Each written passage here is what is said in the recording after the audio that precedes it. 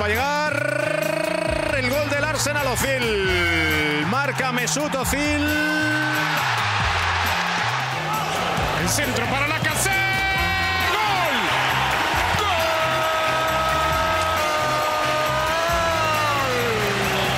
Del Arsenal.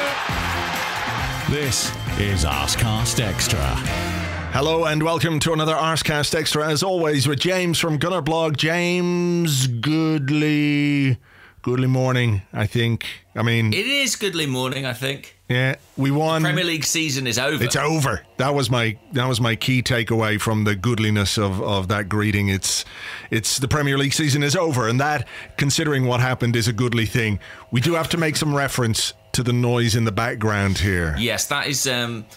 I've hired a man to saw Mike Dean's arms and legs off.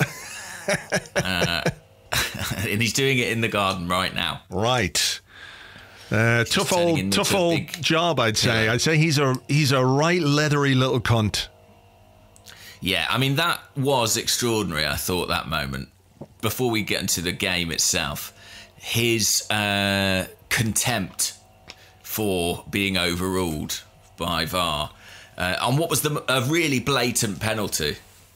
What is it they say? What is it they say? Injected into my veins. Is that the thing?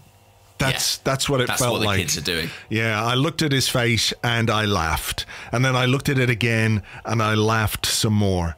It was glorious. And what was amazing about it was he was wrong. You know, we keep hearing this stuff about VAR, don't we? About how it can only be used when there's a clear and obvious error. Like Aubameyang's toe being offside would not be considered a clear and obvious error if they'd managed to disallow the goal for that. And we would have been up in arms about it because, you know, how could that be construed as a clear and obvious error? But when a central defender clatters into the back and the head and the neck of a striker in the box and does not get the ball and the referee just plays on, that is a clear and obvious error. I watched it in real time. You know the way sometimes you can look at an incident and you go, ooh, that looks like a penalty, and replays show you that perhaps you're not right.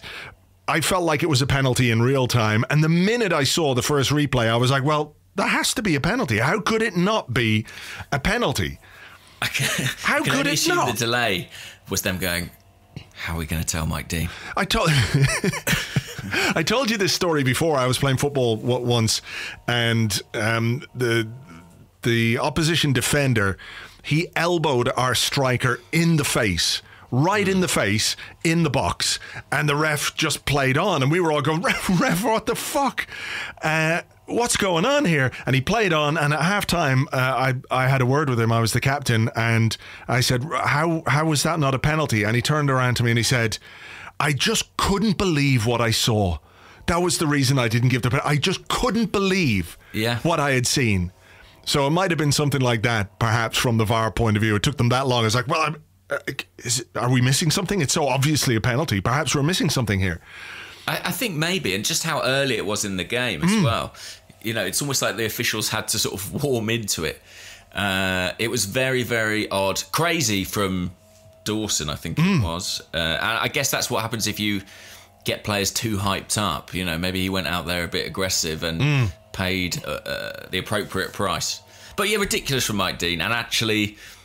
like quite sort of unhelpful, you know, to what the officials are trying to do. I mean, the last thing they need is referees on the pitch visibly kind of showing contempt for VAR. As much as I don't like VAR myself, that is so petty and ridiculous of it. There's a professional responsibility, I guess, and the fact that he had a face, you know, he knew that he'd been overruled. He had to give Arsenal a penalty, something he really doesn't like doing.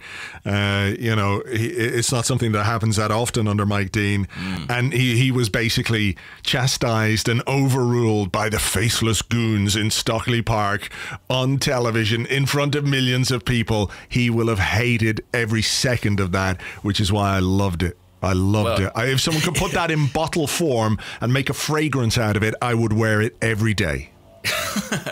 And I don't know about you, but I think anyone with an ounce of sense should have put their house effectively on a Watford at some point getting a penalty in that game. Yeah. Having given us one begrudgingly, it was absolutely inevitable that at some point they'd get one. I think, we obviously clearly gave them one in the end, but he would have found a way. Yeah, of course. With Mike Dean and B with David Luiz. It's the perfect cocktail for a penalty for the opposition. To be fair, you should have known. We all should have known that before the game. Oh my God. Okay, well, we'll come to that a bit later on. But we scored the penalty. Aubameyang stepped up, tucked it away, no hesitation. Put him on the road to a hat-trick that he needed to get the golden boot, which ultimately he didn't get. But not a great start from Watford, like you say, a bit pumped up. And then I thought they reacted quite well to it. It was a very open game from the start, wasn't it?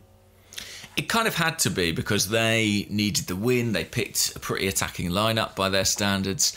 And especially once they went behind, it was like, right, okay, well, this is going to open up now. They've got to come at us. And in fairness to them, I think they probably should have made a little bit more of the territory and some of the opportunities that they had. I mean, I feel like the extent of our lead that we had for the majority of the game wasn't necessarily a fair reflection of the game between the two teams. I thought we looked more vulnerable than the scoreline suggested, certainly. Yeah. I mean, we were quite open. Of course, we played with something like a back four, more or less. Although Granit Xhaka was sort of dropping back into that third centre-half spot from time to time. What did you make of that formation being our formation? Do you think there's any sort of a long-term significance to that, or even short-term looking ahead to the cup final? I mean, to me, it was very similar to how we played when Saka was in the team as a left-back, with Shaka kind of dropping in like that, and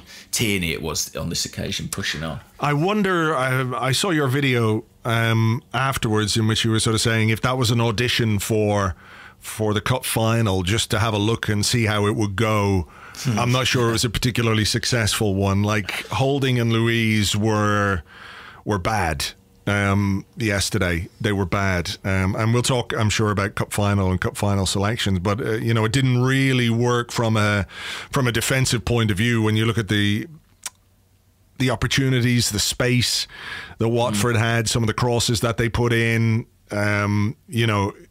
if there were a tall, handsome French bloke playing in blue on the opposition side, I feel like we might have been punished a bit more, which is a bit of a worry, of course, coming up. But, it didn't work particularly well, I don't think, from a control point of view, or it didn't work particularly well from a defensive point of view. I just feel like maybe he thought, given the opposition, given the fact Watford were going to come at us, if we had an extra man further forward, we could, maybe take advantage of the space that they might leave. Yeah, and in fairness, I think going forward we were better than we have been in some games. I mean, the penalty, was obviously a bit of a gift, but it came on the end of quite a nice move, an excellent Luiz long ball and a decent little move down the left. And, I thought was Tierney's the second goal that we scored? Yeah. I thought that was pretty well worked too. And again, it was that Pepe cross in swinging from the right towards Aubameyang. I mean, it was almost identical to the goal that he scored against Man City, except this time, instead of having the shot, he laid it back for Tierney. So I thought going forward, there were some signs of encouragement, and we did benefit a little bit from that man in the middle, that extra man in the middle in Joe Willock, even if I didn't think he had the best game individually. But yeah, the centre of defence looked vulnerable, and that is the problem Mikel Arteta has to try and solve between now and Saturday. Yeah, good luck to him. Best of luck to him. We'll probably have a question later, I guess, about the cup final and what sort of a team we might put out, so we'll do that. So look, Tierney scored his first Arsenal goal.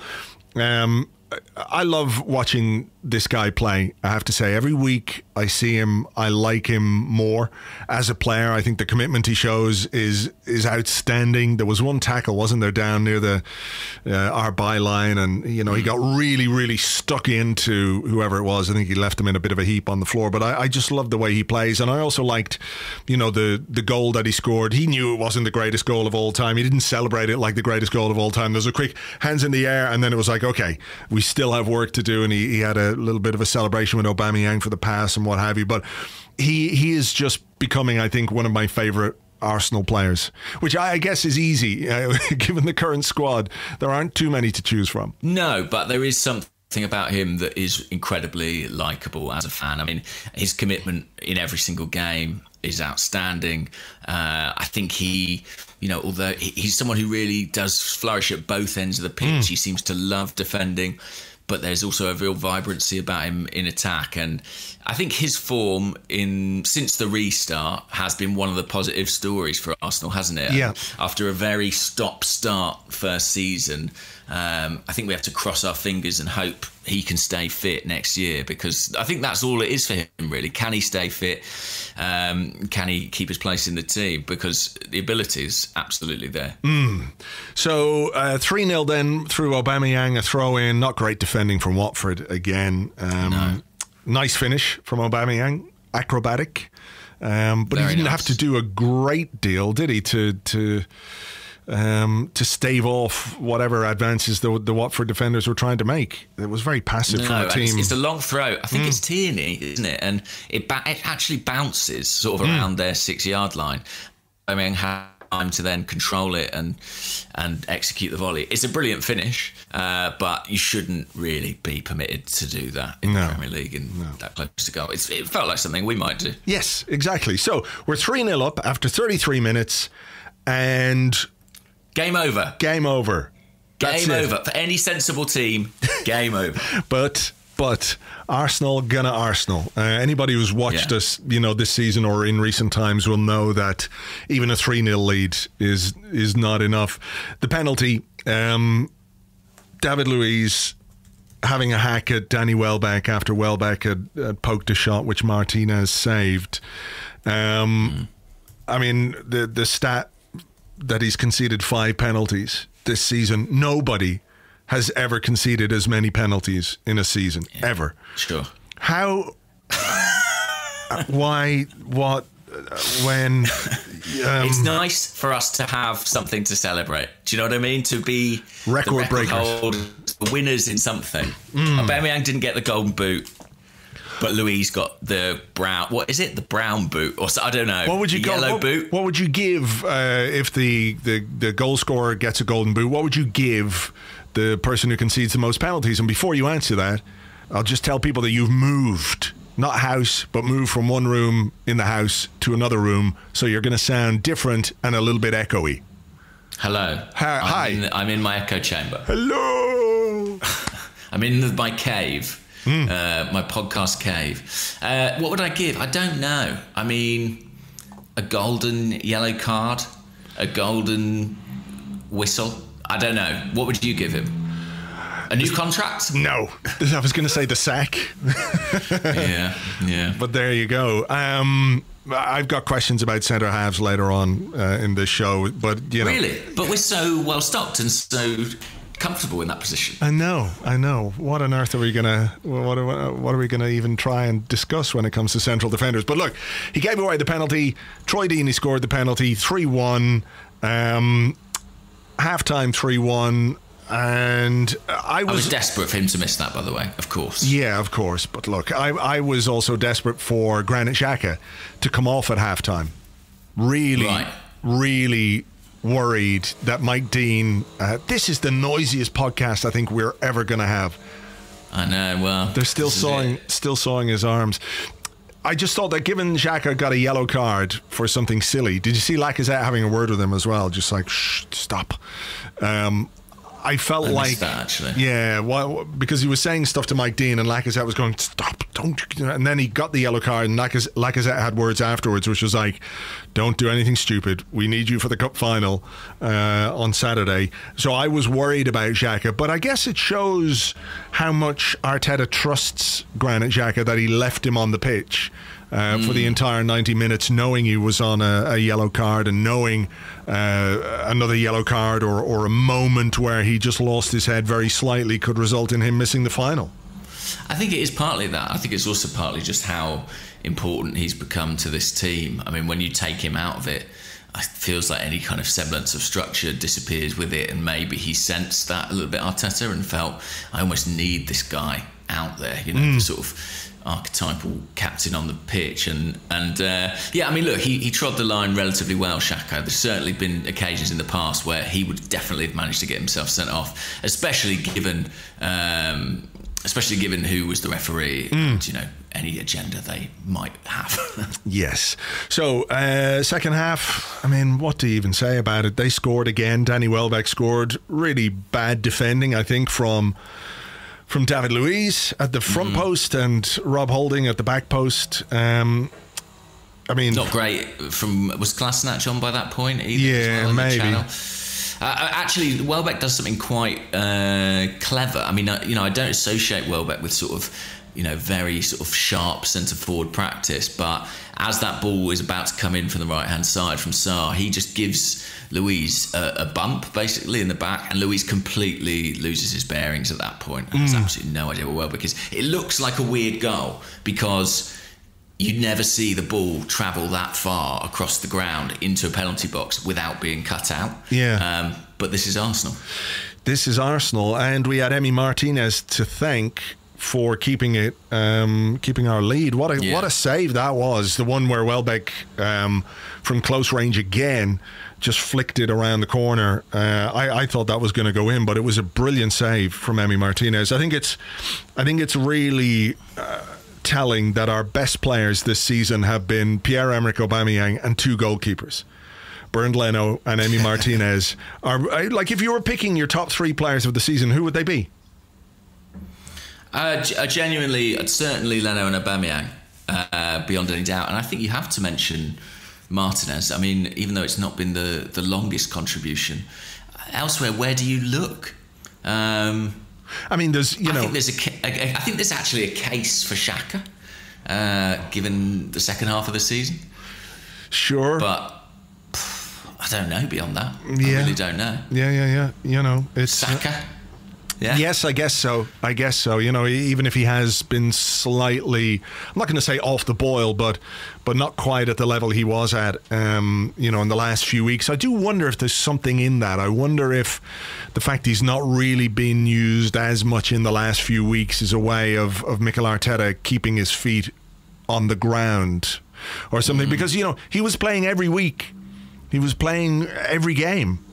And then he signed a new contract, and he wasn't used as much. I'm not saying that there's, the two things are connected, but I do wonder if his constant selection was a way of, validating him in order to get him to sign a new contract. Maybe, yes, I don't know. Possibly. I mean, that is an interesting perspective on it. I mean, it's not necessarily too easy to see in this team where he goes. I mean, I think that, if you look at how he was playing at the start of Project Restart with three in midfield, and he was talked about as potentially being one of those three.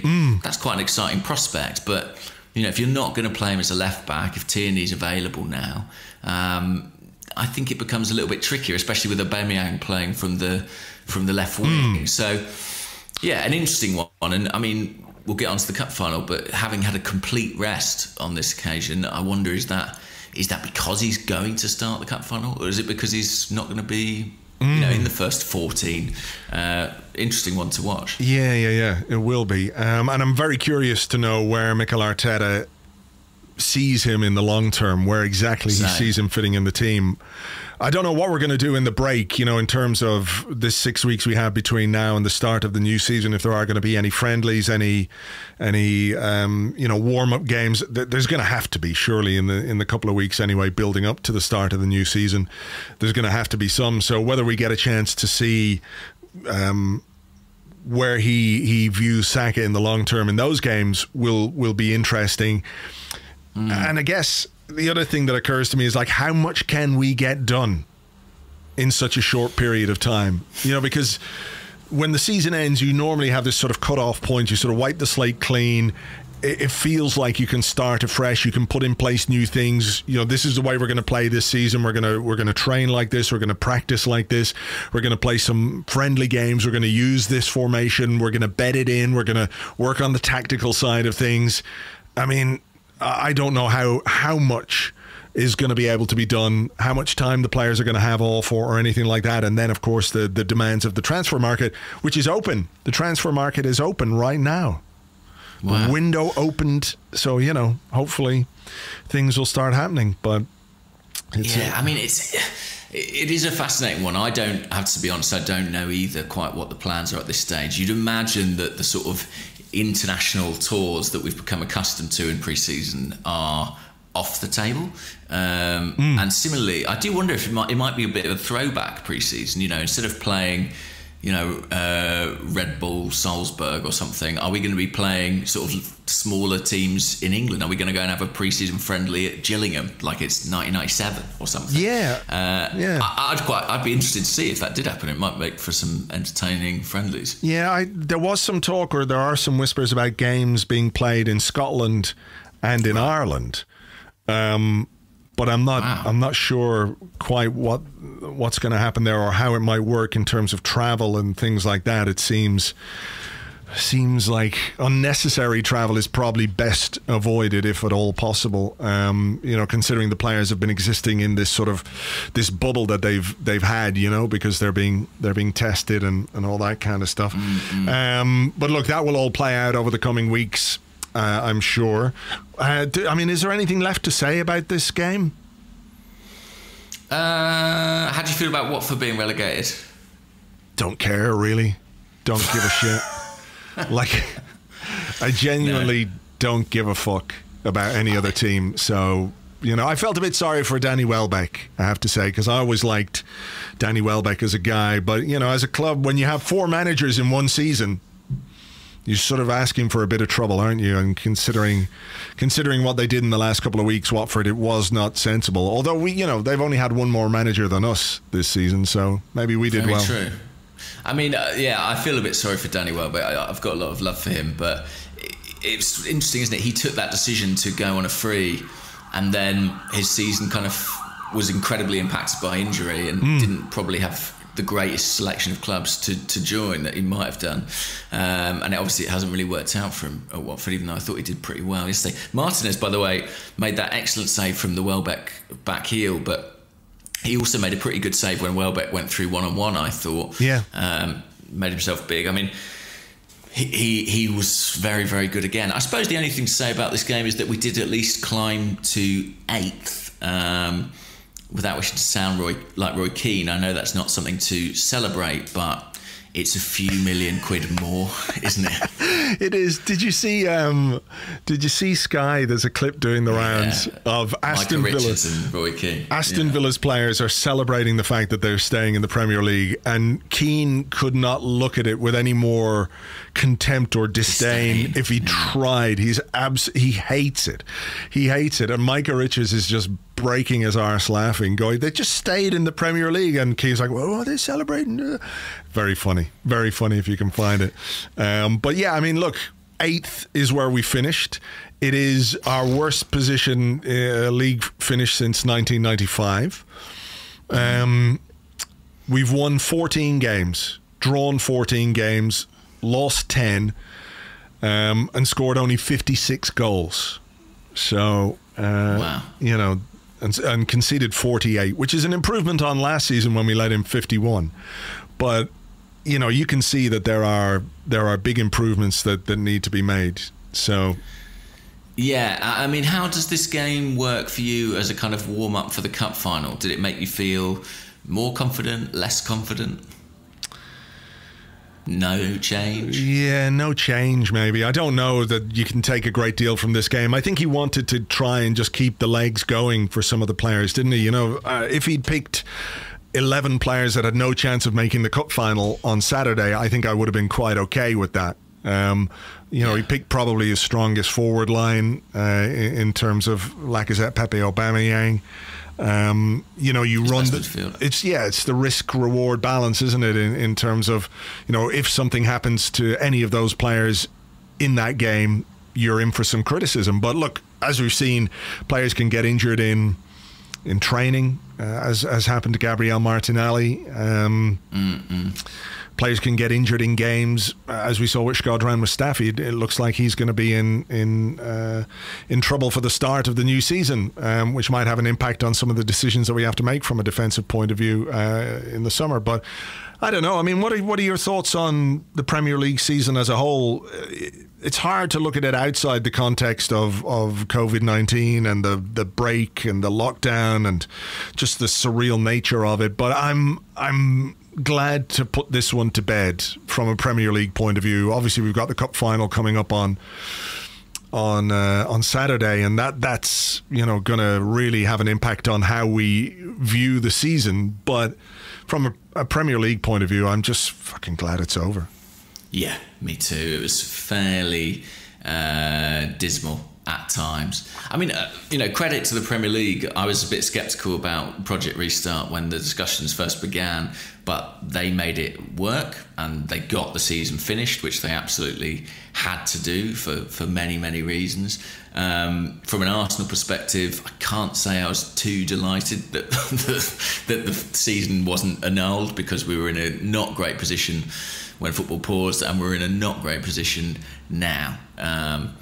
But yeah, as you said on last week's Arsecast, as you made very clear, a crazy season with so many different happenings that it's sort of almost impossible to summarise. I am nonetheless pretty glad to see the back of it. I must say, I'm looking forward to the cup final, but there's that part of you that, as a fan, when you put one season to bed, that kind of optimism flows in, and you feel like next season's going to be different. And I have to say, more than usual, I don't feel that way. I don't know if it's because of the financial situation in football or at the club more specifically, but I really am looking at this situation now and thinking that this isn't something that's going to be fixed swiftly or overnight.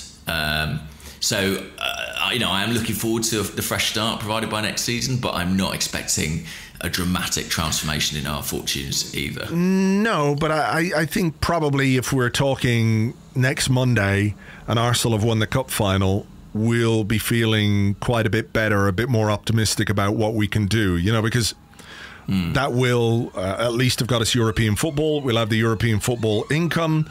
We will have a trophy. We'll have had success. We'll have obviously shown sufficient character and quality to win a cup final, and those are things that you can build on. So that would make next season look a little rosier, if you like. Conversely, if we lose the cup final, that's a heartbreaking thing in and of itself. And then there are various other implications that come along with that, because we won't have European football, and there'll be, an impact on what we might do in the transfer market, and things will probably feel a lot more gloomy, So right now, despite the fact that the Premier League season is over and you might start to think about the next one, it's kind of impossible to do it until the cup final is over. Very true. I mean, it's unfortunate. It's slightly that Baku effect all over again, isn't it? Where, we find ourselves in another playoff against Chelsea to kind of decide if our season was a success or a failure. And the stakes are high. Emotionally, the stakes are really high, as you've just laid out. It could feel great, or I think it could feel pretty horrible.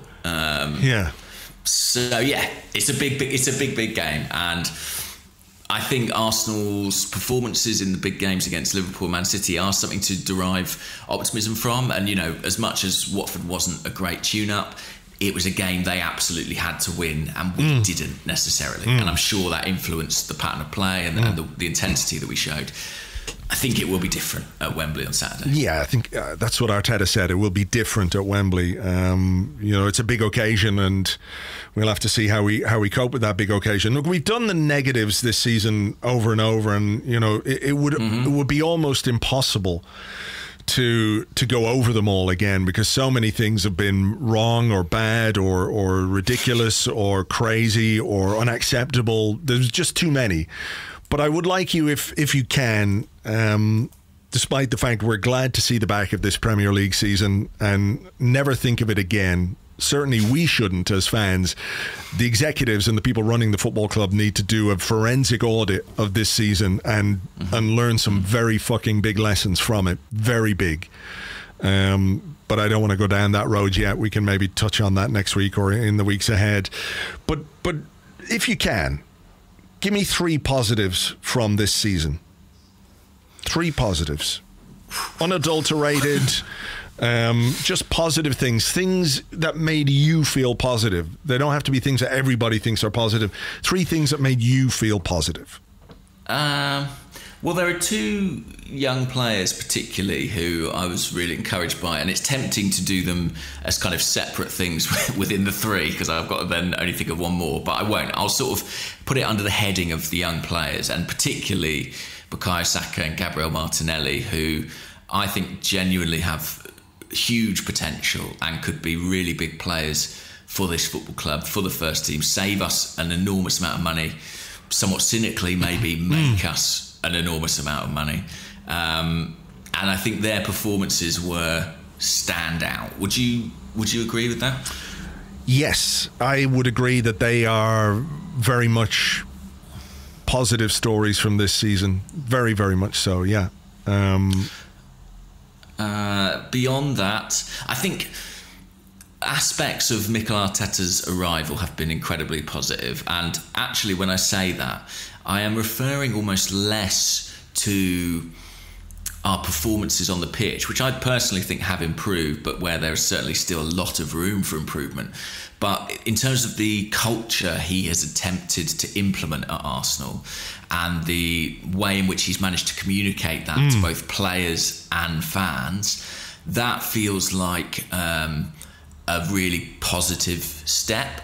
And I appreciate that in terms of, you know, our performances and the way the team actually plays. We probably aren't where most people want us to be, and there are certain unknowns still about Arteta's capability to produce that.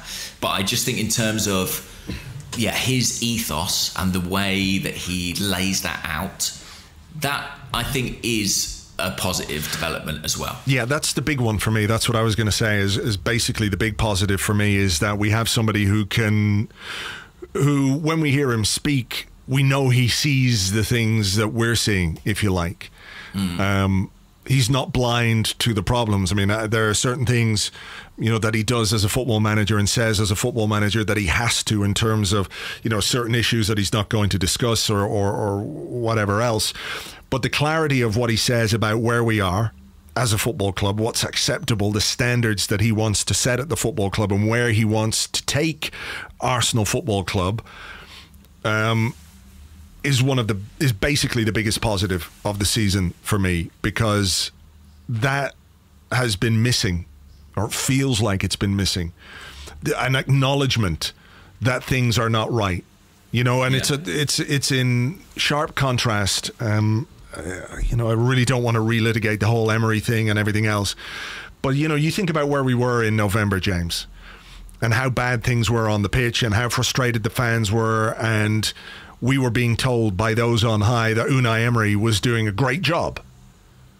He was doing a fantastic job. He had the full support of the board and the football executive committee, and, you know, we shouldn't listen, or, you know, they weren't going to listen to the noise, right? That, to me, was a low point, possibly one of the lowest points in recent years, the way that fans and fan sentiment was dismissed by the club.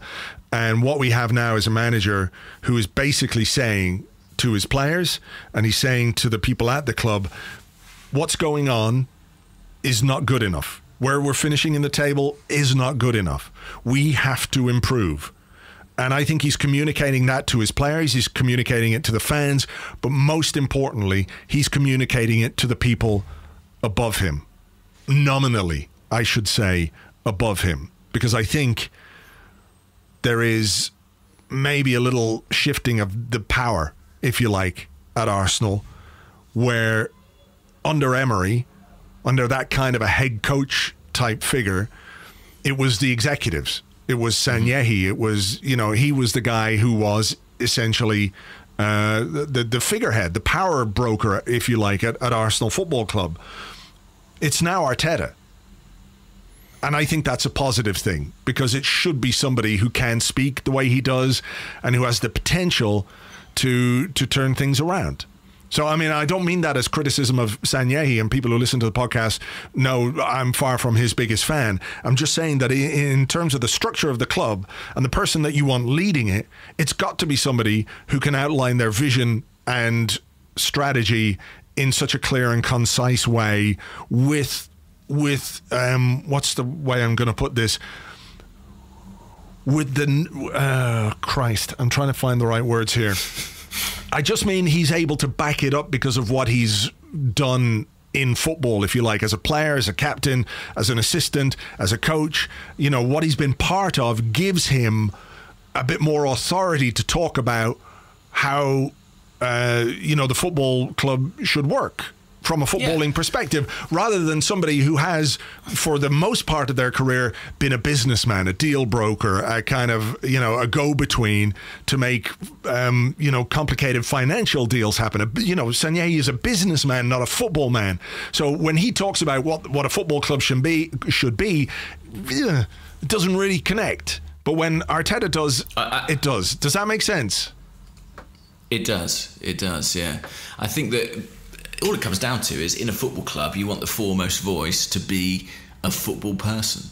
And although Raul's title is head of football, he is not a technical member of staff. He is on the business side. You want a technical voice to be leading those conversations, because at the end of the day, that's what we care about as fans, and where we want the club's ambitions to lie. So I agree with you. Arteta is kind of subverting that hierarchy. He's ripping up the org chart to an extent, and I think there's something good about that. I think that the more we empower him, the healthier that is from a football perspective.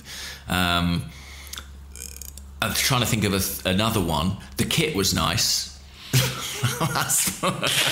That's probably my third. Have you got more positives? Have I got more positives? I mean, I think the goalkeepers are a positive. One I've sort of hesitated over saying this, but I genuinely do think that I personally find the rehabilitation of Granit Xhaka, and to a lesser extent Shkodran Mustafi, quite a sort of warming, positive story. I like the idea that football can be forgiving, and that players can come back from seemingly very broken situations, particularly in the case of Xhaka, because I think he's actively been very good since he came back into the team, and I like that I think it's a learning experience as well for a player, and also maybe for a set of fans. We appreciate that these things are temporal, and that people can come back when you sort of learn to never write someone off. So I find that little narrative throughout the season quite encouraging. Look, it's true for I guess not all players, because there were a couple of absentees yesterday, which more or less ruled them out of the FA Cup final, right? Doesn't seem likely that either of those two players, Guendouzi and Ozil, will be part of the FA Cup final squad. What a clever ploy that would be, though, if this was all a ruse and they start together. At Wembley. I can't see it. Look, I think who knows? I think another positive we've got to mention is Aubameyang. It seems an obvious one, but he is a positive for a team which creates so little. For him to have scored at the rate at which he scored this season is a real testament to him as a goal scorer, as a striker, as a forward, as a player. I think we have to give him huge credit for. He's on 27 goals this season, which is hat-trick in the final, 30. Yeah, get in there. So that would be. It's phenomenal. Yeah. It's phenomenal, and he's not getting a lot of chances. Think of the fact that this season alone, he seems to have scored quite a few goals by just chasing stuff down, which I think speaks to maybe the lack of creativity around him. Probably his best assist maker is the opposition defence. So I think he's been fantastic, and of course that is another big subject for the summer, isn't it? What happens with him? Sure, I mean, as much as Arsenal's transfer plans are impacted by whether or not they're in Europe, they're also influenced by whether or not they can keep Aubameyang. Yeah. I've got a question about that in part two, so we might move on. We'll take a little break here. Is there anything left you would like to say to the 2019-20 Premier League season apart from fuck off? Yeah. I'll give it a fuck off, and I'll give it my customary bye-bye. And I hope we never cross paths again. All right, we'll be back with your questions and more in part two right after this.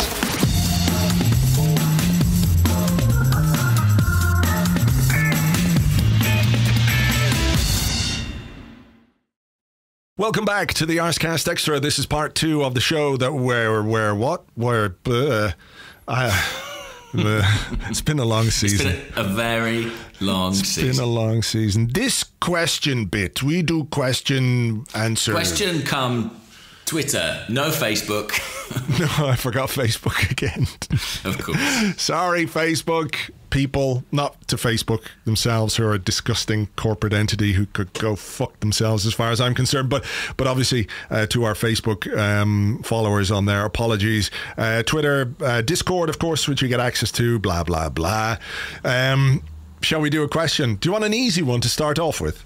Oh, yes, please. All right. It comes from Andrew Allen at A Allen Sport, who says, Luiz, Holding, Chambers, Pablo, Mustafi, Socrates, Saliba, Mavropanos on loan.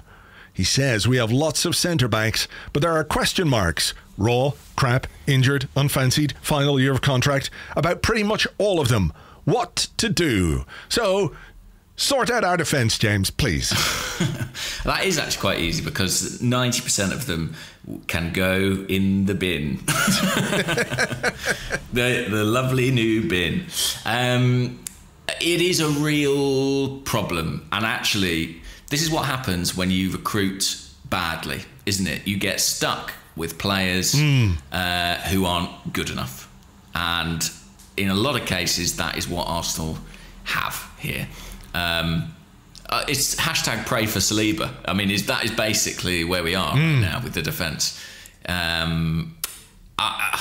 You almost don't know where to begin with it.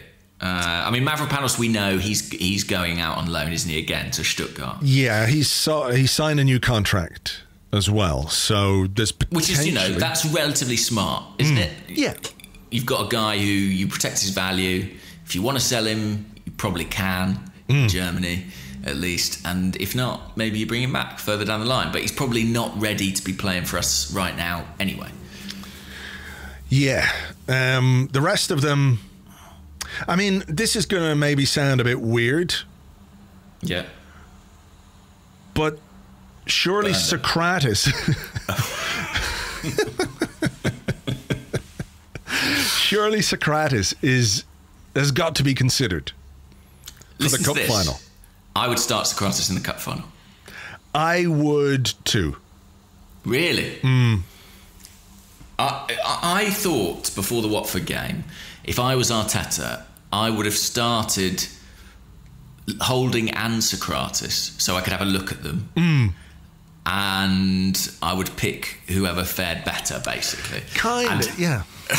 Having not seen Socrates, he, in my mind, fared better than Roberts. I mean, who would you pick him instead of? Are you worried about Holding? Yeah. I'm worried about Holding, and that's probably where I would start him. I mean, I think let's do it, right? Pick your FA Cup final team, and I think mine would be Martinez. Obviously, I think we're going to play with a back three. And I would pick, I mean, I'd try not to pick David Luiz if I could, but I don't know that I have any choice. And you just have to hope that he is the good Luiz. The good Luiz, not the Jekyll and Hyde, whichever one is the evil one. You want the Jekyll. You want the Jekyll. Dr. Jekyll. Yeah. Mr. Hyde's the baddie, that's right. I mean, I'm terrified. I won't lie about this. I'm terrified of David Luiz in an FA Cup final against Chelsea. Do you remember the game at Stamford Bridge? Remember how wound up he was? Yes. Going back to his old club, and they were giving him a bit of grief. I believe. Yeah, I mean, look, some of that was on Mustafi for a terrible pass, but it was just typically clumsy, daft David Luiz defending. He hasn't been any good in any of the big games apart from Man City, where he was outstanding, and credit to him for that. But Man U at Home is the one I always also mention, where he was also very good. Was he? Yeah. All right. But you're right. I mean, Arteta's lost his best centre-half to injury, and his best centre-half is Shkodran Mustafi. Well, if that doesn't tell the fucking story of our collection, our motley crew of defenders, but I think nothing does. True, isn't it? I think it probably is on the balance of how he's played since he's come back in. And look, we have a problem now with Mustafi in the sense that he's got a bad injury. Apparently, he ripped his hamstring off the bone. So you're looking at a 3-month maybe injury for Mustafi, which of course makes it very difficult to sell him. Yeah, I think it makes it almost impossible. Yeah, and maybe you wouldn't sell him anyway. Maybe Arteta doesn't want to sell him anyway, but. He's still in that contractual situation where he's got a year left, and I really felt like this would be a good time. I mean, I'm looking at those defenders, and I would, if I could, I would sell Luiz. I would sell Mustafi. I would sell Socrates. And there are 3 most senior central defenders. I would like Rob Holding and Callum Chambers to come good, but they feel a bit like Bournemouth defenders or something. Yeah, I mean, I don't. Fucking hell, that is brutal. No, I'm sorry. I'm not trying to be dismissive of them, but I just mean like in the long term. Are they? Look, I like Rob. I like Rob Holding, and I thought there was a player of some potential there. But I'm really worried about what I saw yesterday. I thought he was really bad. And maybe it's because he hasn't played enough and everything else, but I don't know. And Callum Chambers, I think he's a good footballer, so maybe I'm being a bit harsh on him there. He was actually good, wasn't he, for a little bit this season? I know it seems a million years ago, but wasn't he playing as like an attacking right back for us under Emery and like one of our best players?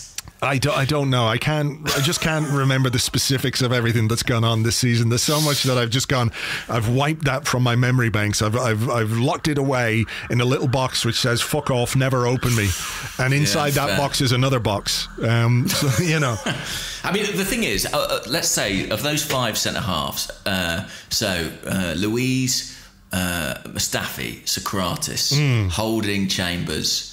And I personally would put Mavropanos in this bracket as well. That's 6. I would sell whoever I could sell, basically, from that list. Like if people gave me decent offers for anyone on that list, I would be open to selling them.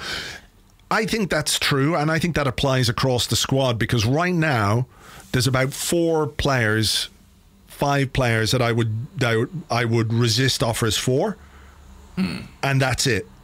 Anyone else, I would sell them if the right offer came in.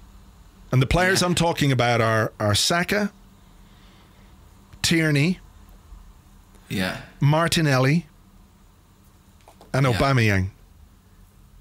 Yeah. And that's kind of it. Because even the goalkeepers, you'd sell one. I would sell one of the goalkeepers as well. If an offer came in, I would just sell one of them because, we need the money for rebuilding. So it's a really difficult one for Mikel Arteta. Can you play Socrates in a cup final if he hasn't played at all since the restart? Ladies and gentlemen, I give you Per Mertesacker 2017. I get it, but if it was in his mind to potentially use Socrates in the FA Cup final, would he not have played him yesterday just to give him some minutes? Yes, I don't think he's in contention. Has he played a minute since the restart? I think he came on as a sub in one of the games, but like an 88th minute sub or something like that. I'll look it up here now. I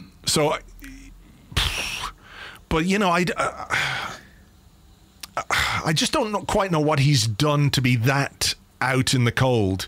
Like what he was bad earlier this season. I know that it's a long time ago, but he was bad. But everybody was bad. Yeah. He came on in the FA Cup in Sheffield United, was it? The 89th minute. That was just to get him ready for the final, to give him a taste of FA Cup action before he steps out on the Wembley turf. That 60 seconds. Yeah. So we've been protecting him since then. It's going to be Luiz, I guess, Holding, and Tierney in the back three for me. I would pick Socrates over Holding, just so we have that on record. I would be tempted by that as well. And also, with David Luiz, I know I said Mustafi is Arteta's best centre-half. His best centre-half is actually the David Luiz you occasionally get. But, it's like a bag of revels, isn't it, with him? So who are you playing at left wing-back? Well, I think this is tough, I am inclined to say that I would play Bellerin, assuming he's fit, at right wing-back. And I think I would play Ainsley Maitland-Niles at left wing-back. That's a big shout. That is a big shout. I think Maitland-Niles played yesterday to give him some minutes because there must be a doubt about Hector. I know he was left out as a precautionary measure, and maybe, by the weekend he'll be fine, and I hope he is. But I think, Maitland-Niles is potentially somebody who could play as right wing-back. I would pick Shaka as the left wing-back. That's my alternative. It's between those two for me. I can't figure it out. If Bellerin's fit, it's between those two. I know Clive on the Arsenal Vision podcast was saying he'd play Maitland-Niles and Shaka for their sort of, athleticism. I wouldn't necessarily have a problem with that either. I mean, I like Hector and everything else. Horses for courses, though, isn't it? I mean, Maitland-Niles was brilliant against City, but that was doing a quite specific job against a left-footed player coming in from the right. I don't know. Who have Chelsea got coming down that left-hand side? Willian. Scoring against his soon-to-be club. Yeah, so he is someone who's going to look to go outside more than inside. So there is a certain logic in left foot. I just think Maitland-Niles is probably a better defender than Saka, and so that's sort of where it's coming from for me. I'm also looking at who do I. Well, let's push on. So I'm assuming you're going with Ceballos and Xhaka in your midfield. Yeah. And then can't really think of anything else. Yeah. And then the front three. Which is the same front three? Same front three as yesterday, yeah. Same for me, actually. And part of the reason, by the way, that I don't have Saka in my starting 11 is if you do, I don't know what you've got on the bench that can, apart from the Joe Willock come on and run around a lot, I don't know what you've got. Yeah, okay. I didn't really want to ask this question, but we've got to now, right? From Graham J. Hawk, who says, I hate to be that guy, but I'm going to be. So, he says, with the sit off Arsenal, they can't break you down blueprint being well and truly out there, surely Arteta takes Ozil to the cup final, doesn't he? He said, as much as I understand the criticism Mesut has received, he still does have the ability in his locker to pull something sublime out of nowhere on his day. And with our midfield options off the bench really lacking so much quality and dynamism, would it not be totally crazy not to take him? Imagine we're 1-0 down with 20 minutes to go. Who would you rather Arteta brings on to try and change it? Willock or Ozil? I know who I'd throw on, and it's definitely not Joe. And that is a point that I can see a great deal of logic in, even if I don't believe Ozil will be involved on Saturday.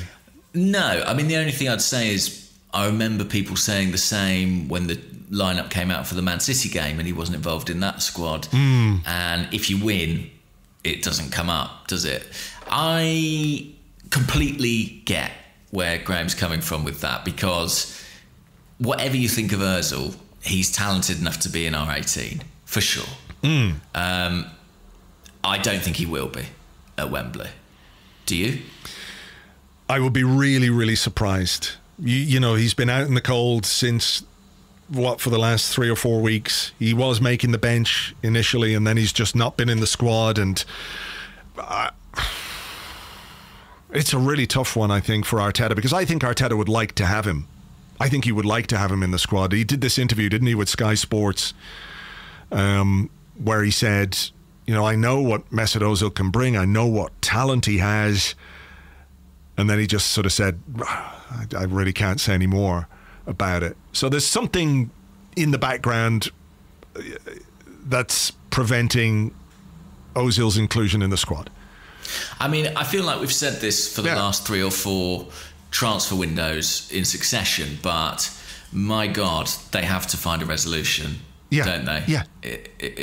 And to be honest, I think increasingly there's only one resolution here, and that is that you pay Mesut Ozil a large chunk of money and say, go and find somewhere else to play football. Exactly.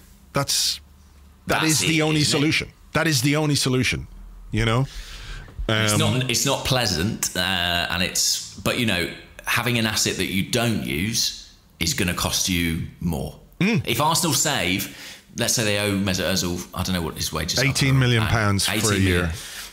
If Arsenal pay him 15, they've saved 3. It's genuinely how I think they'll have to look at it. If he's not in the selection plans, every penny saved will help. They're going to pay him that money anyway, whether he plays for us or he doesn't. So exactly. So good business is try to pay him less. Yeah, basically, or get someone to pay some of his wages, and we make up the difference. And that way, he's not out of pocket in terms of the contract that he signed. In terms of the original question, of course, he lends you something, you know, and of course he has that ability. But I don't think that's really the criteria that Arteta is assessing when he's making this decision. Exactly. It's not a question of talent. It can't be a question of talent or ability or creativity, you know. It just can't be. So I think if he's included, it sort of undermines the last few weeks. Unless they're waiting for something from Ozil that he delivers. Maybe. Yeah. Maybe. It's hard, isn't it, without knowing all the ins and outs. But I do feel that damage was done to Ozil. I think, you know, I suspect that the pay cut issue is part of this, because we know how important it is to Arteta to sort of see that his players commit to an idea and a plan, which, you know, I think you can debate at some length whether that's right, you know, whether that should matter. But it feels like it does. And I don't know. I mean, clearly Arteta likes Ozil, and he really, really did try to integrate him in the team. So something changed. It hasn't changed back. I don't think he or Guendouzi will be in the matchday squad at Wembley. I genuinely think Matt Smith is more likely to be on the bench than Mesut Ozil. Blimey. Okay. Let's have another question. Yeah, let's. Well, in fact, I can't remember what the question before that was, but... Oh, we were talking about the team for the final and... Yeah, and the defence. I mean, we sort of did that.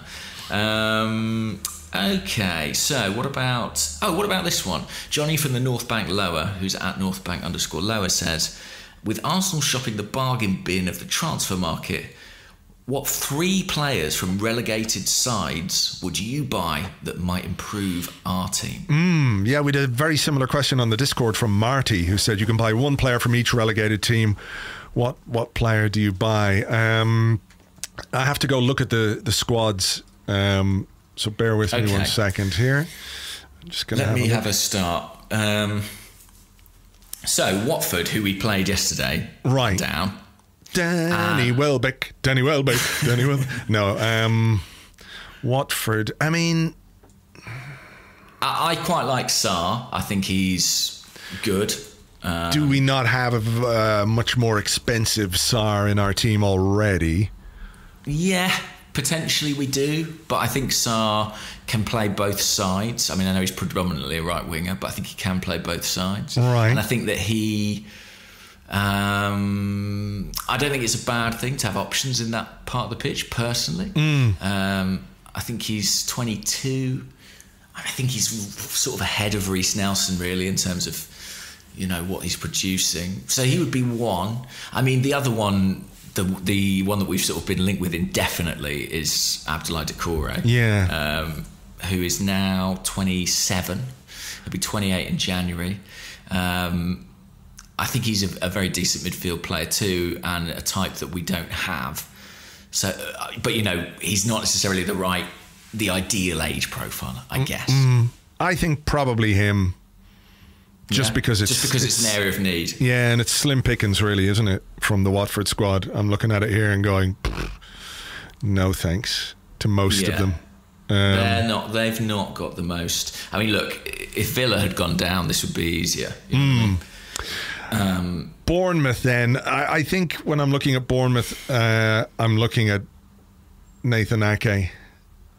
Yeah, and it looks as if he's headed to Man City. They seem to be, interested in him, and when they're interested in someone, they tend to get them. On the other hand, though, I quite like David Brooks as well. Yeah. He's a good player. He'll have suitors in the Premier League, absolutely. They've actually got a few players who I think will stay up. There's Josh King, there's Wilson. I think the goalie, Ramsdale, has done pretty well for them this season, although it's not an area where we need somebody. Ake would be my choice, but I don't know how realistic it is. Yeah, I mean, Jesse FK Howard on Twitter, similar question about buying from the relegated teams. Is Ryan Fraser on a free worth a go? I would say probably not what we need. You? No, thanks.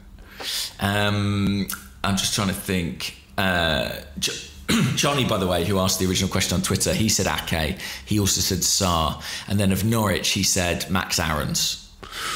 Oh, yeah, he's good. He's good. I like Buendia. Yeah, he's put up a pretty good season statistically. Todd Cantwell, I think, is a decent enough player. I just want to look up Buendia's stats here for this season. Yeah, to see his underlying stats and stuff like that are definitely good. He's one of those players. There's always a radar doing the rounds of Buendia. 7 assists in the Premier League. Not bad. It's not bad, team. Is it? Yeah, and for a team that's a little short on creativity. Also, his name means good day, which of course could be mutated to goodly morning. Yeah, very true. He's 23, Argentine. Yeah, I think he's interesting. I think I would probably... I mean, we do need creativity in midfield, actually, don't we? And I guess with Cedric here for the long term and Hector, maybe right back isn't quite as pressing. But I do like Aarons. I mean, I hope Arsenal sort of do look at these clubs, because when they get relegated, there is kind of an obligation on them to sell a couple of players, and you might be able to get yourself a decent deal. And I think there is actually talent in all three of these teams. Slightly more sparse at Watford, I tend to agree. But I think, we shouldn't be turn up our nose at some of these players. Yeah. James Massey, who's at Wiregooner, points to a tweet by someone called Peter McKeever, who has put a tally of this season's most prolific creators in the Premier League. Just going from a few of them: Kevin De Bruyne, 136 chances created. Second, Jack Grealish, 89 chances created. Then you've got Alexander-Arnold. Buendia, actually, with 80 chances created. This is from free kicks, open play, crosses, etc., etc. It's a nice little chart. James Maddison, João Moutinho, Willian, Ward-Prowse, etc., etc., etc. And the question from James says, not one player on this list, not one Arsenal player on this list. How high on the list of priorities should a creative hub be? Or creative player, even? Probably number one, I would say. Do you? Yes, number one, but number 1.5 is a central defender as well.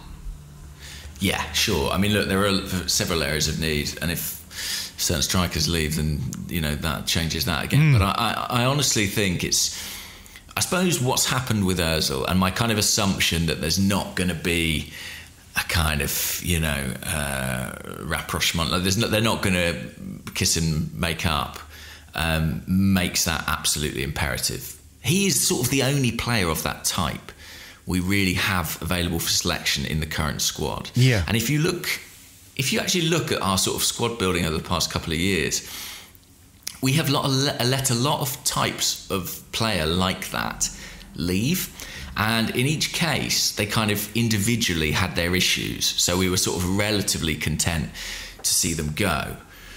But it has left a gulf in the squad. And we've all seen the pass maps, I'm sure, of the kind of horseshoe shape when no one receives the ball just outside the box. I mean, if you look back, it goes back to, I guess, 2018. Jack Wilshere is released, and there are lots of good reasons why. Moving on from that, the following summer we sell Alex Iwobi. Again, it's a good fee, but we don't necessarily replace him with a player who operates in similar spaces. Henrik Mkhitaryan was a pretty disastrous signing, but he did at least function in between the lines. That was where he operated.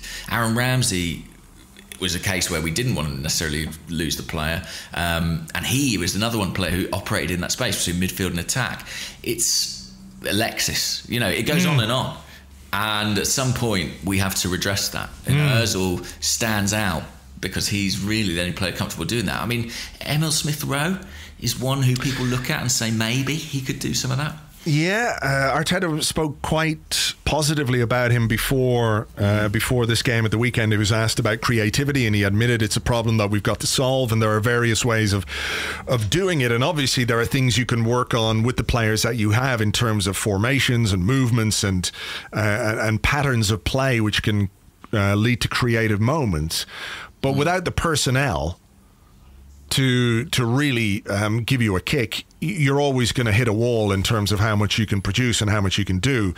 I think Smith-Rowe is potentially a player who could do something for us there.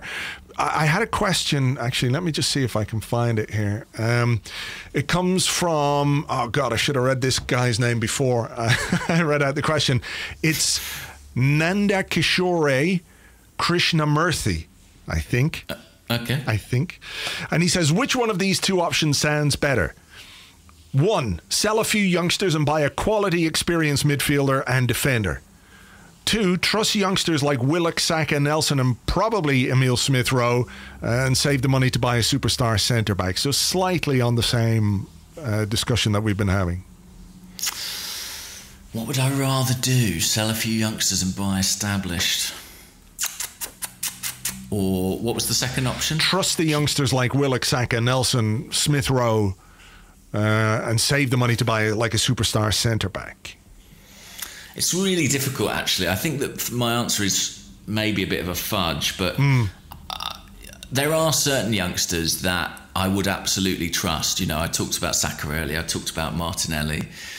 I think with certain others, I would be prepared to recoup some cash on them, to make some money on them, given that they're academy products for the most part, and invest that in maybe slightly more established figures. I mean, the thing is, young players flourish when they have good senior pros alongside them, right? I don't think it has to be like an either or.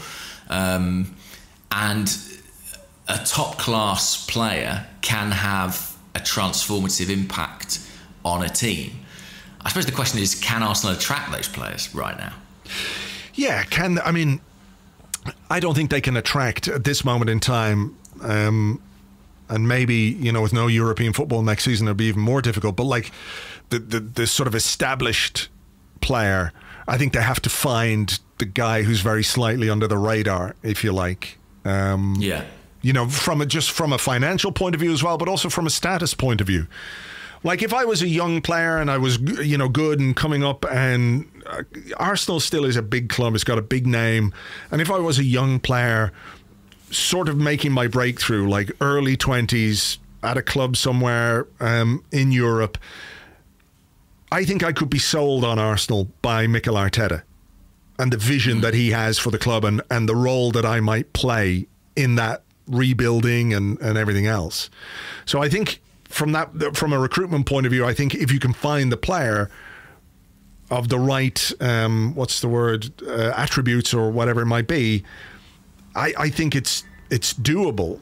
But I don't think we can go and get like a Bruno Fernandes, somebody who's caught the eye already and people are very strongly sniffing around, Yeah, I mean, here's the problematic position Arsenal are in, and it is tricky. So Arsenal in a position where the sensible thing that they should do is accept that they are well short of what is required at the moment, and effectively any player in this squad who doesn't have a long-term prospects with or who is could make you some money should effectively be for sale. Arsenal should go into a period right now, in my opinion, of serious rebuilding.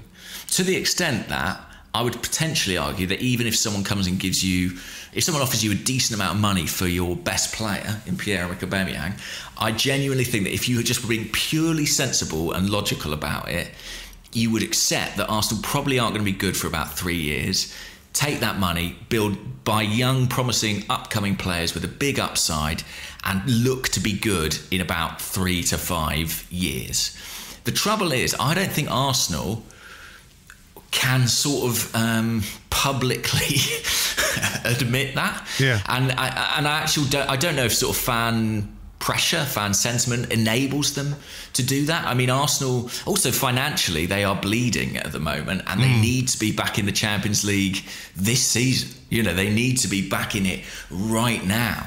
So in some ways it's a bit counterintuitive. They sort of have to they feel, let's say, they have to think in a slightly short-term manner to try and produce the quick fix. But I'm not sure that's actually the right decision. Do you know what I mean? Yeah, exactly. Is that not why we have the squad we have right now? Yes, because our approach was, oh fuck, got to get back in the Champions League as quickly as we can.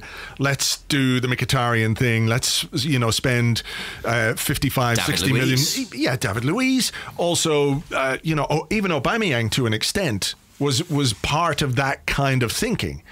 We just spent £50 million on a striker in the summer. We went and spent £55 million on a better striker who, if we'd been sensible, we should have bought in the first place, you know? And also, as part of that, for my money, Arsenal should not be spending what they spent on Pepe on any one player. No. I don't think, at this point in their trajectory. And look, another thing we can't really do is give a 3-year deal to someone like Willian, who would improve this team. There's no question that he's a good player. But if you're trying to rebuild a squad properly, can you give a guy of 31 big wages, because he's coming on a Bosman, and that's the reality? It's going to cost you're going to be left with an aging player going into the final years of his career on big money, who, if he goes off a cliff, which can happen, you've got no way of moving. Mm-hmm. You know, you're stuck in the situation that we're in with, let's say, Socrates right now, or even Ozil, or it's just, you can't keep making the same mistakes. So for my money, Arsenal should be sort of accepting that there's a long way back and making long-term decisions at this point. I don't know if they will, though. And also, like Arteta, I can say that as someone who's sort of not personally invested in it, apart from my role as a fan. Maybe Arteta's like, well, I don't want it to be a 3-year, 5-year plan. Maybe I want this now. I want us to be competitive next season. I'm not going to hang around. And I don't blame people for thinking like that. It's just, when you look at the finances and you look at the profile of the squad, it's a long way back, and I think we should factor that into the way we do business. But yeah, it's going to be a really fascinating summer in that respect, because I agree with you. The reason we're in the hole we're in now, with the aging players on the books, with the heavy contracts on the books, is because we did make a lot of short-term decisions, and they didn't work, actually. Like, we got punished pretty heavily for those decisions, because something like the Ozil deal, who could have predicted it would pan out quite as badly as it had? Probably nobody, to be honest.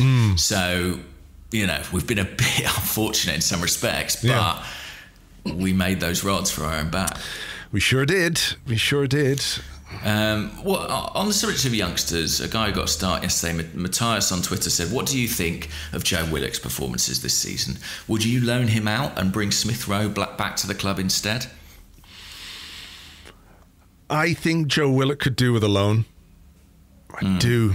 The problem we have is, of course, he plays in that part of the pitch where, as we were saying, so few players do. Yeah. But if we sign the appropriate players there, I think he could definitely do with a loan. Yeah, he's played quite a bit this season. I think he's 30-odd appearances. He is our highest scoring central midfield player in all competitions. And I see a lot of criticism of him online, and I get it to an extent, but I think there's potential there with Joe Willock. And I think at 20 years of age, we maybe look for a 20-year-old midfielder to be the finished article, like Cesc, for example, you know. Sure. But players develop differently. This season, wow, how many appearances in all competitions? 44. Wow, yeah. I mean, only 15... 5 goals. Less than 20 starts. Yeah. But, you know, that's a lot, 44. It is a lot. And it's probably something he can learn from. And it seems clear that he's somebody that they have some faith in, or at least, you know, in the short term when there's so few options in midfield, they're willing to give him the game time. But it does feel like he could do with a loan to develop. Or maybe this season is what develops him. I don't know. I think he's got some qualities that the team is missing, or that it doesn't have a great deal of. But the other side of that is that, you know, maybe we still need to address that with more than one player. And we need to, you know, maybe have a higher standard of the qualities that he has, in particular the ball carrying and everything else. So, yeah. Yeah, I mean, what I've always said about Joe Willock is Arsenal could really do with a player of that type. Whether or not it's Joe Willock, I think, remains to be seen, you know, depending on how he sort of fulfills his potential or otherwise. But I'm not done with him. I wouldn't sell him yet. No, because I actually think we can extract, even if you think the long-term aim is to sell him, I think we can extract more value for him at the end of a decent loan. Do you know what I mean? So I think a loan's an interesting idea, as long as we replace him effectively in the first team squad. Yeah. Here's a question from Parlay at Parlay85, and he says, if you are Aubameyang, what would you want to stay at Arsenal for the next 2 years, considering the league is beyond our reach? It's a really, really, really tricky question, I think. I don't know how Aubameyang feels about it. If he stays at Arsenal, he has to be offered some sort of... I don't think the club is in any position to offer him assurances or guarantees of success. How can we? We're 8th. You know, we can't say, stay and you'll win the Champions League. Do you know what I mean? It's not something that's on the table. And I'm sure if there are other suitors out there, they're probably closer to those kinds of achievements. It's a very difficult one, isn't it? Because, you know, if we go down that route of rebuilding the way you think we should, in terms of the kind of players that we bring into the team, it's sort of at odds with what Aubameyang might want from the final years of his career. Does he want success? Does he want trophies? Does he want tangible success? Or, you know, does he want to be a guy, and I'm not saying that he doesn't, I just feel it's probably unlikely.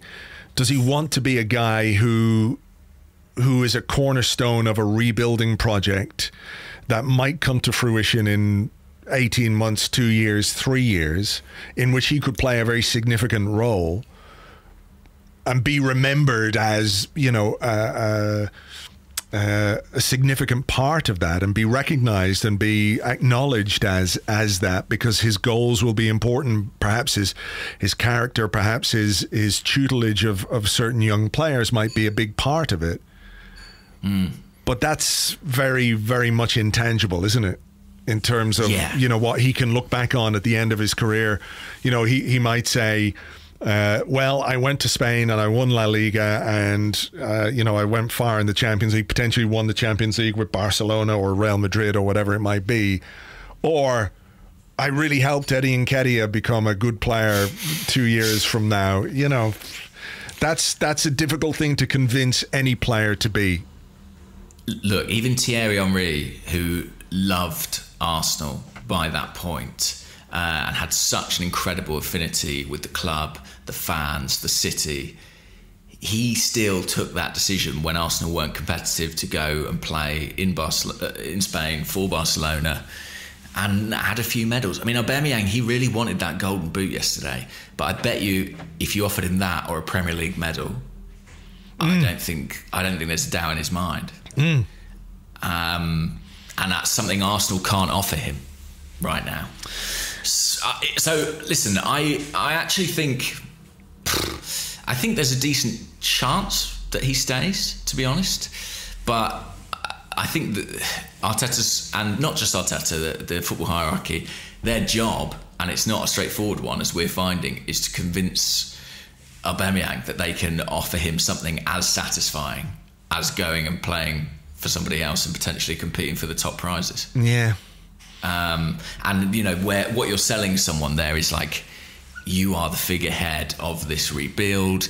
You can take Arsenal back to, you know, near the top where they sort of feel they belong. You can become a legend here. You know, I don't think it's too strong to say that if he plays another 3 or 4 years for Arsenal, keeps scoring goals at something close to the rate he's scoring them now, he'll be incredibly fondly thought of. Particularly given his loyalty in this moment of difficulty. Yeah. But as you say, would anyone really blame him if he felt like the last couple of years of his career he had to pursue sporting ambitions? Because I'm sure Arsenal can offer him money. They can offer him plenty of money, but it really is about what he wants. It's not going to be about money, I don't think. No. I really don't. And actually, you know, for Arsenal's perspective, I don't think you'll get for Aubameyang now maybe what you would have got pre-coronavirus. You know, I think that it won't be easy. I don't think we're going to be getting, if he was to go, a mammoth fee that funds a rebuild. Do you know what I mean? I think given his age and his contractual situation, I think it would be probably a bit underwhelming. Do you think one more season could be a compromise in the sense that he stays, doesn't sign a new deal and goes on a free? Is that something we can do? I think it's a big risk for him, genuinely. You know, at his age, to put that decision off 12 months, I know he's a very different situation to Danny Welbeck, but, you know, if he was to get a bad injury in that time, and I know he's had a tremendous injury record thus far, you know, in 12 months' time, at this point, he can probably get quite a lengthy deal out of Arsenal or someone else. He could probably get maybe like 3+1, something like that. I think in 12 months' time, if he declines a little, if he has any injury issues, maybe at that stage he's not looking as long-term, as lucrative a contract. I think the power is with him now, and he will know that this is the time to make that decision, to get the best deal for himself for his future. So yeah, I think it's a possibility, but I also don't know if one more year for Arsenal, I mean... Hang on, James, there could be somebody at the door, sorry. Okay, no worries.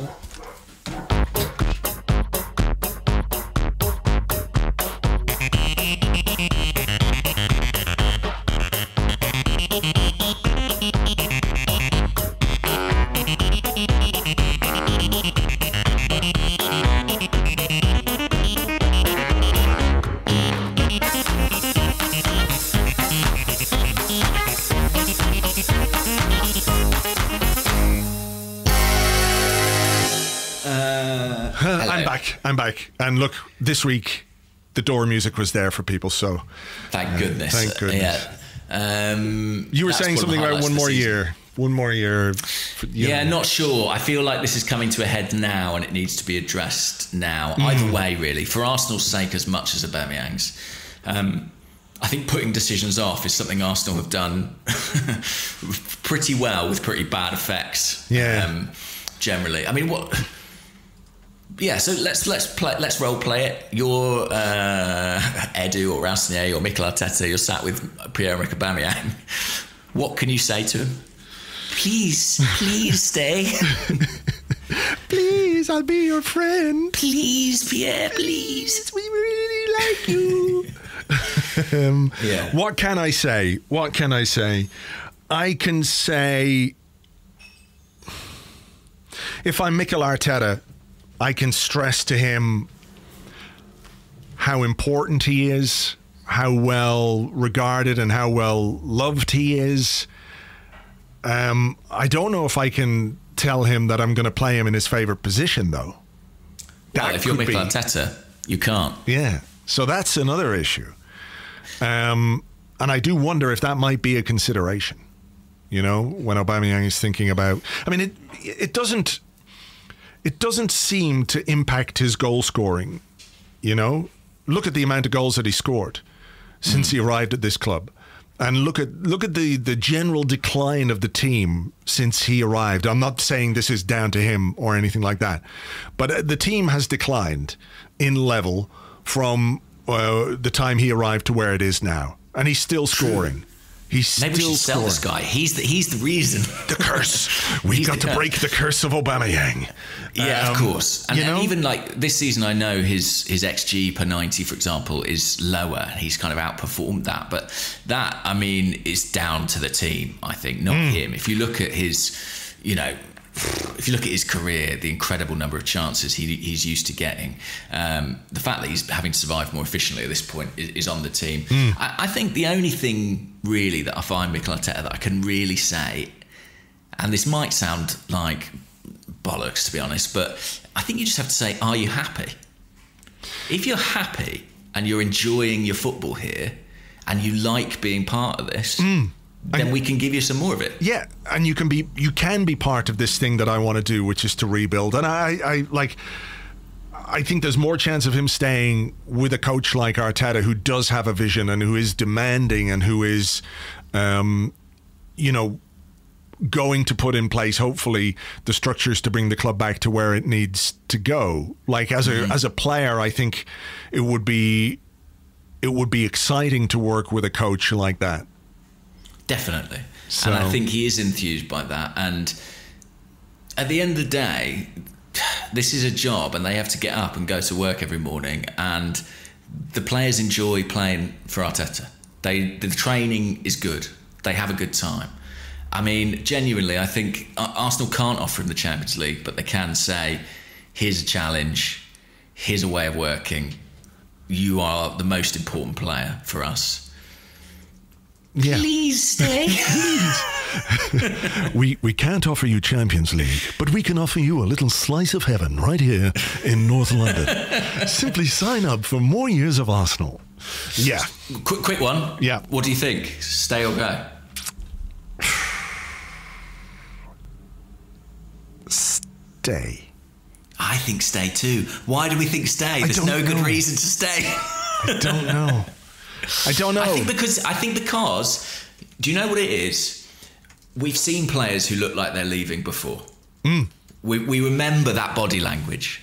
We know what they look like. We know how the head goes down, the arms go up in frustration, you know, things start leaking out in the press. We haven't seen any of that. Aubameyang is not unhappy at Arsenal. No, I don't think he is, and I think that could be a factor. So look, we'll see. Let's do one more very quick one. Go on. It comes from the Discord. It's from the Real Chicken Dipper, who says Giroud is looking pretty formidable. Oh. Formidable. Yeah. He's looking very formidable. How the hell do we stop him? I mean, he's got 6 goals and 6 starts, I believe, in his last 6 starts. He's a streaky fucker when it comes to scoring. I mean, when he's on the streak, he's good. Maybe the streak's over. They tend to last about sort of 7 or 8 games, don't they? So we have to hope it comes to a slightly premature end. I mean, I am worried about it. We've lost our best header of the ball, probably, Mustafi. Although Giroud's not just scoring headers for Chelsea. I mean, the goal he scored. Did you see the goal he scored yesterday? No. Sort of at the end of a kind of end-to-end counter-attack. What the shit? Is he able to run now? I don't know what they're injecting into him over there. Something. But yeah, he is. I mean, he's been excellent recently for them. It's a weird goal, by the way, if you do see it. He sort of gets to the end of a counter-attack, but his first touch sort of slightly takes him away from goal, and then he effectively scores a tackle with his second touch. But it's not just Giroud I worry about, it's the players that Chelsea get around him. I mean, Pulisic has been really good for them recently. Willian, we mentioned, Mason Mount's found a little bit of form again.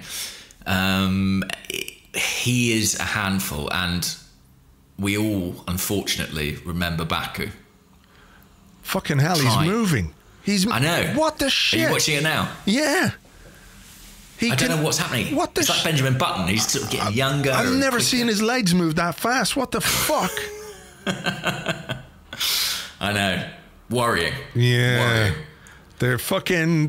They're cooking up some fucking spunky stuff in Lampard's laboratory. They really are. I mean, how worried are you about Giroud? It just feels very, very inevitable, doesn't it? Giroud versus Luiz. Yeah. I know where my money is. This might sound terrible, and probably we're not the right team to be able to do it, because we don't tend to get away with stuff like this. But kick him. Kick him. He doesn't like that. He doesn't fucking like it. Crunch him. He can't hurt you if he's on the ground. Yeah, doing the old the patented finger waggle of mild discomfort. You know. Who have Arsenal, they all like him, right? Like Holding and Giroud, they're old pals. Have we got anyone who you think... Socrates. Yeah, that's it. I think he's the guy. He's the guy. I think you start him, you get him to crunch him in the first 10 minutes, bring him off. The only thing is, knowing our luck, Socrates would crunch him with 2 feet straight in his bollocks off the ground and get a red card. I don't know that we've got somebody with the subtle crunch.